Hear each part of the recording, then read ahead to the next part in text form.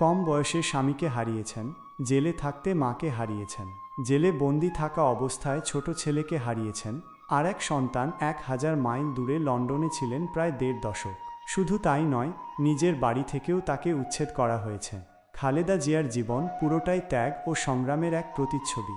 খালেদা জিয়া চাইলে উন্নত কোনো দেশে বাকি জীবনটা আয়েশে কাটাতে পারতেন, তবে তিনি একবার বলেছিলেন, আমার স্বজনহীন জীবনে দেশবাসীই আমার স্বজন, আল্লাহ আমার একমাত্র ভরসা।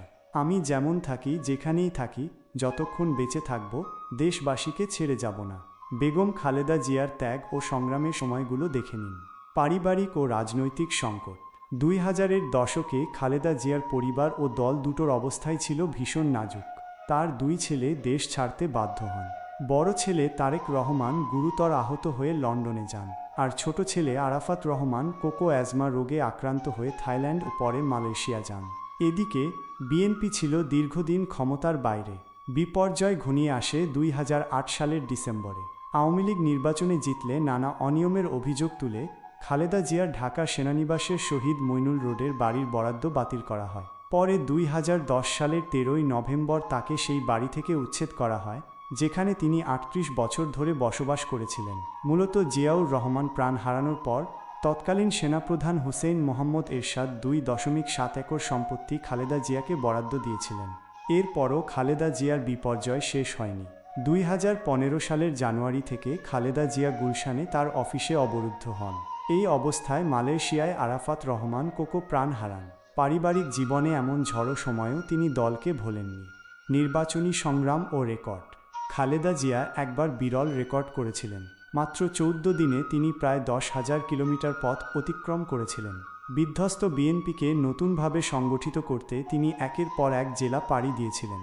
শতাধিক জনসভা ও পথসভায় নির্বাচনী ভাষণ দিয়েছিলেন। এভাবে বাংলাদেশের নির্বাচনী অভিযানের ইতিহাসে খালেদা জিয়া রেকর্ড করেছিলেন। তখন ছিল 2008 সালের নির্বাচনের সময়, কিন্তু বিএনপি সেই নির্বাচনে হেরে যায়। পরাজয়ের পরও তিনি নতুন উদ্যমে কাজ শুরু করেন।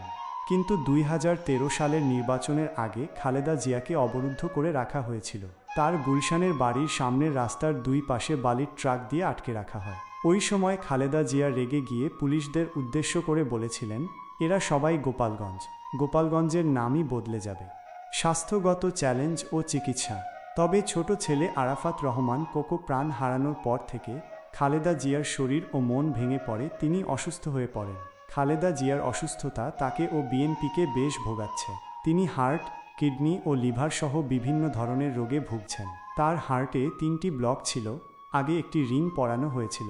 তাই 2024 সালের জুনে তার শরীরে পেসমেকার বসানো হয়।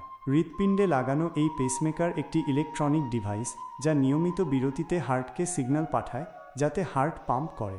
বেগম জিয়া আর্থ্রাইটিস ও ডায়াবেটিসেও ভুগছেন। এরপর লন্ডনে গিয়ে উন্নত চিকিৎসা নিয়ে দেশে ফিরেছেন। রাজনৈতিক অবদান ও স্বীকৃতি। ইতিহাস তাকে অনেক কারণেই মনে রাখবে, তবে আলাদা করে বলতে হয় 80-র দশকে জেনারেল এরশাদের সামরিক শাসনের অবসানের লক্ষ্যে দেশব্যাপী গণতান্ত্রিক আন্দোলনে নেতৃত্ব দেওয়ার কারণে। এরশাদের 9 বছরের শাসনামলে খালেদা জিয়া 3 বার গ্রেফতার হন। এই আন্দোলনে সফল হয়ে 1991 সালে খালেদা জিয়া বাংলাদেশের প্রথম নারী প্রধানমন্ত্রী হয়েছিলেন।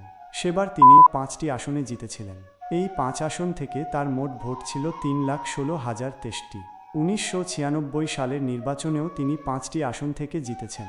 এইভাবে 1991 থেকে 2008 পর্যন্ত অনুষ্ঠিত 5টি নির্বাচনের মধ্যে 4টি নির্বাচনে খালেদা জিয়া সর্বোচ্চ 18টি আসনে প্রতিদ্বন্দ্বিতা করে প্রায় 20 লাখ ভোট পেয়েছেন। দীর্ঘ সংগ্রাম জীবনে তার প্রাপ্তি হল, তার নামের সঙ্গে আছে মাদার অব ডেমোক্রেসি তকমা। ত্যাগ ও সংগ্রামের দিক থেকে তার তুলনা তিনি নিজেই।